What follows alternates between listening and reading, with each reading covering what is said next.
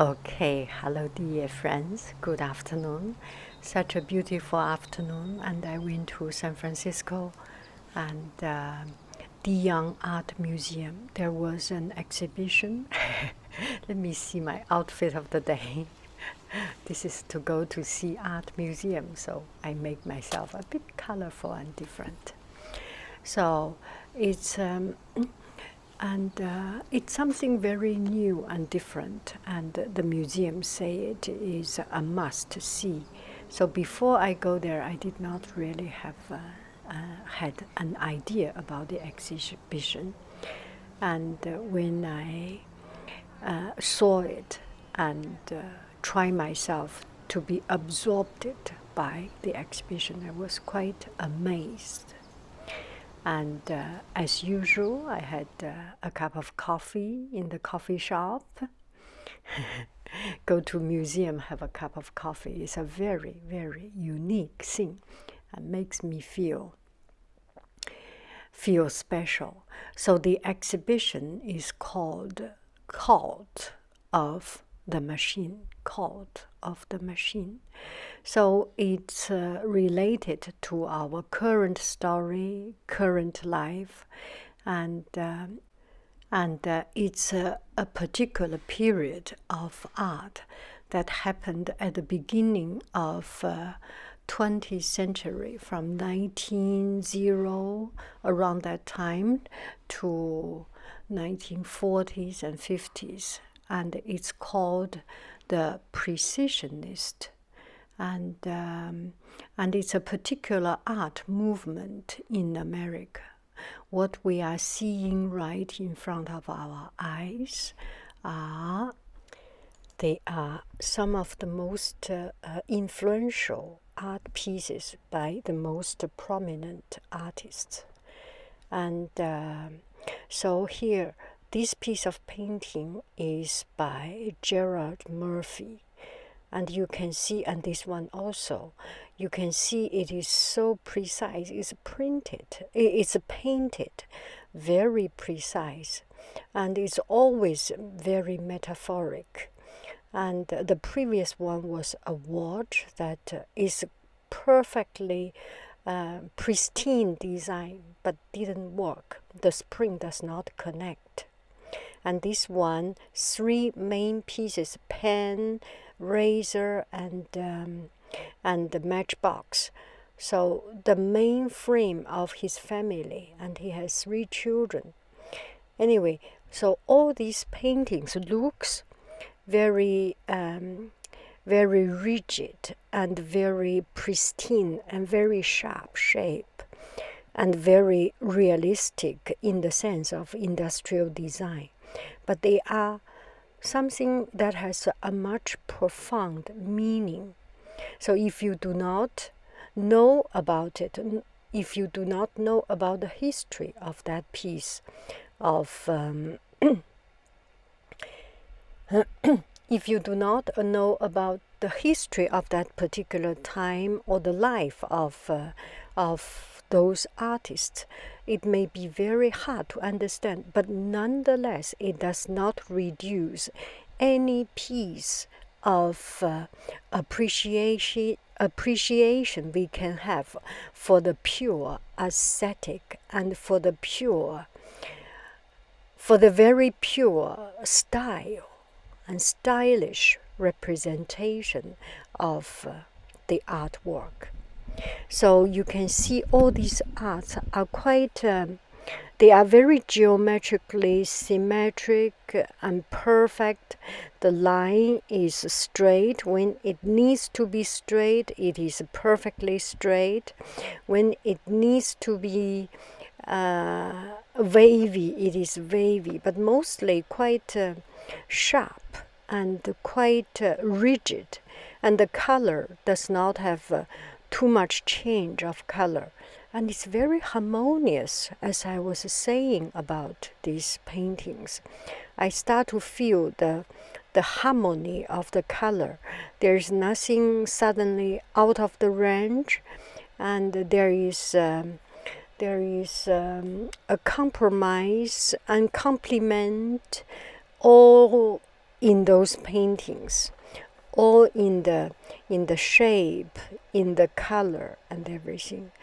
And from time to time they bring some random lines, looks like random line but very functional. For example, here this might be the power line, and this is exactly the power line that break the staticness of this painting. And the shade, a very nuance, a little bit of shade, brings the painting with a very, what do I say, realistic, not really realistic, but bring something very interesting. Bring something that is, I have hard time to find the word, and I'm a little bit lost. Anyway, let's keep on. I decide just move on with these paintings, with these designs.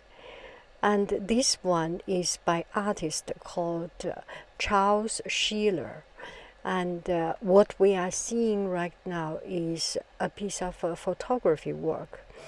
Mr. Charles Schiller is a photographer and also a painter. He was one of the most influential in the precisionist artwork. So he took this picture, and then in reference he made the painting. If you put the painting and the original photography side to side together, you can see it's almost identical. But the color choice really brings a lot of new life and an artistic personality into those works. And it is quite atypical of Charles Schiller's style, is taking reference of picture and then reproduce it. And this one is American Factory. The vastness and the gigantic and the future, really, it speaks a lot of that particular time, that the new industry is starting. America came from agrarian agricultural economy and changed into an industrial economy, and people really amazed and has this admiration for industry. And to see something of such a gigantic size, style, and power is just overwhelming. And usually those paintings does not have people, but this painting has a people. Under the chimney, you can see. Under the chimney, there was a human in this painting. So you can see, in comparison with the whole picture, especially or mostly in comparison with the industrial scale, the machinery scale, the chimney scale, the construction scale, and the work site scale, human become so small, so minuscule, and looks so powerless, and looks so tiny. It is just shocking to see that we are so small, and machines are so big, so huge, so powerful, and our life will be swollen by the machines. And it is just awakening to see that people, even in old time, I think people from any time was amazed by the human ability to produce something to replace ourself. And these are some of the pretty designs. Look at this cup, and this is a cocktail shaker. All these, because of the industrial ability, we are able to polish things and make it perfect, from very handmade feel into a very pristine, precise, and perfect shape, well polished and very well rounded. And all this is interesting. It's so interesting to see. I think another thing I start to feel that there is now a handmade movement, and it is interesting to see the handmade movement. But the handmade movement, we should not make it the wrong way. We should make it into handmade perfection instead of handmade just whichever shape. You know what I'm talking about. When you go to some shops, not some shops, when you go to some places and see the handmade work, it's some are good, some are just wobbly shaped. I will stop here about handmade or something. It is just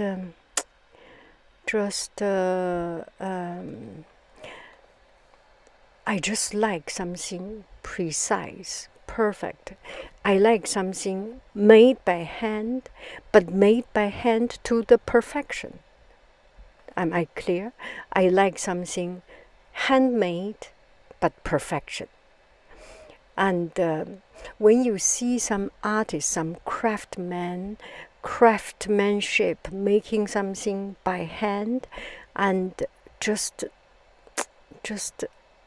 exactly to the perfection, and to each piece has its own unique character and aesthetic and style. It's overwhelming.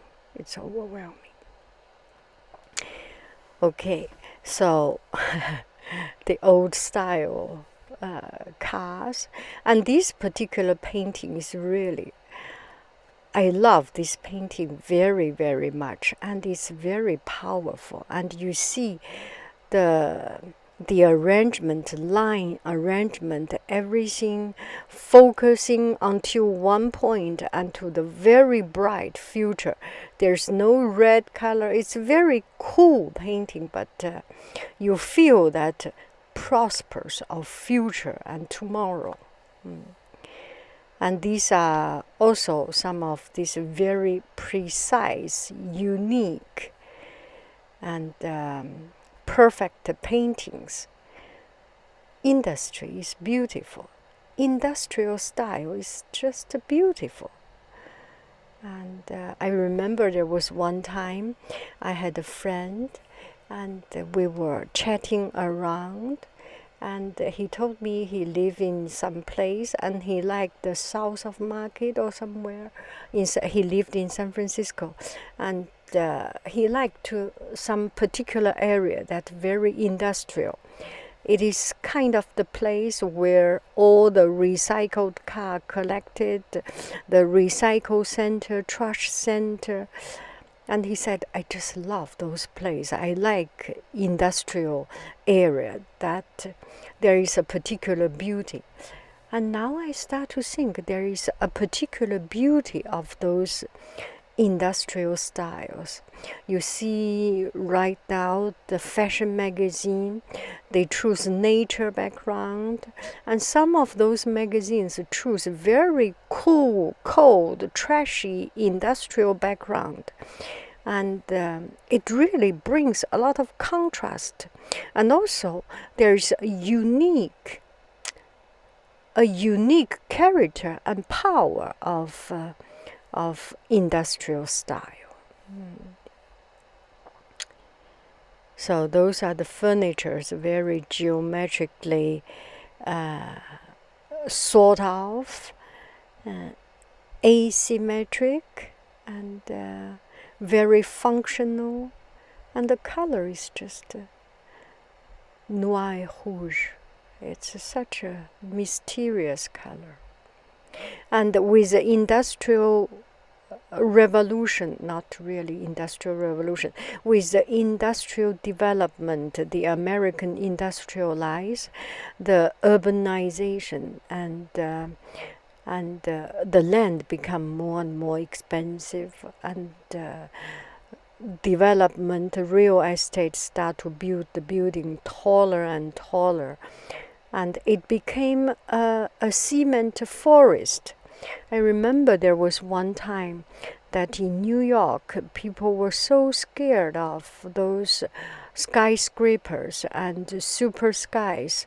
Then they finally made a rule that the super skies, the planning of the city have to make sure that the super sky do not overcome every light of the street. So they have to make the design that allow people to see light.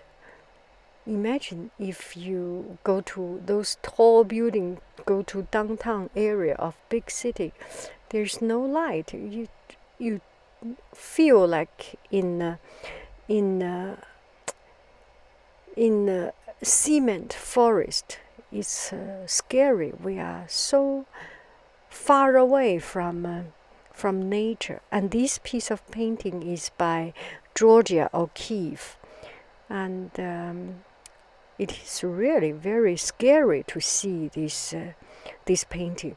There was a particular time that Georgia O'Keeffe, she lived in New York, and she did a lot of these city skyscraper, very tall buildings. And this one also, it's like cathedral. It's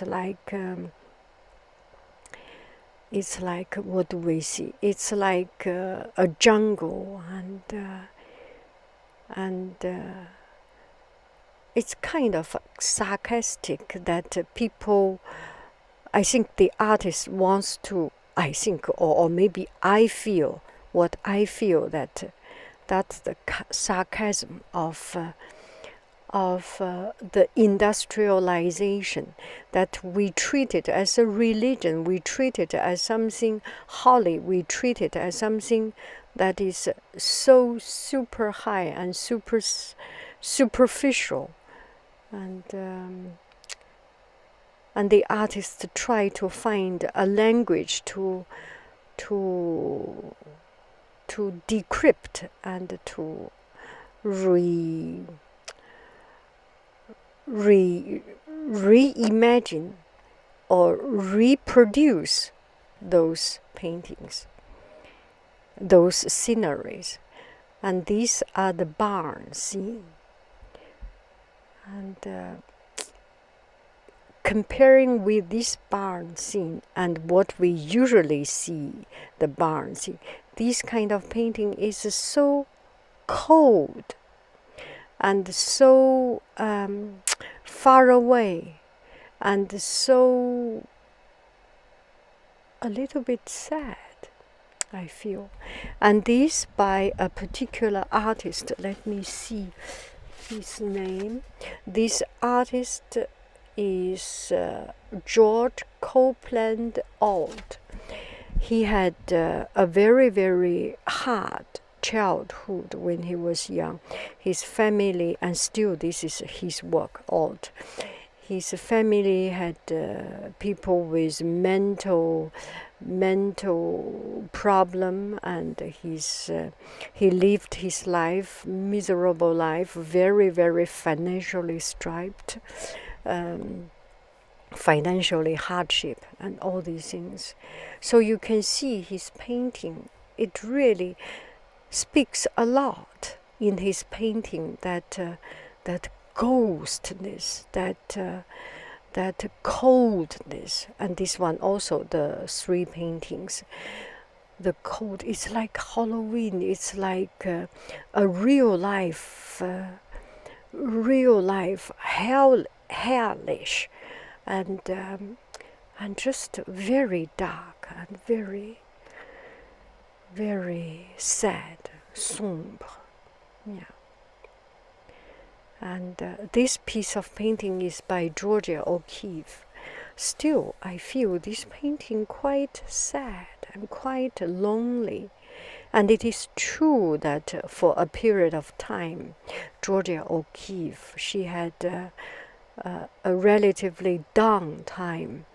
And you can see from the painting that painting is one of the best way to express artistic feeling and to vent out our feeling and to project our impression and our reflection of the world. So this ends my trip there. I hope you can go there to see it. Still, it's on exhibition. Maybe I will go there again, and if you are interested, I may do another video with more research and with a better explanation. I love you. I really do. Do.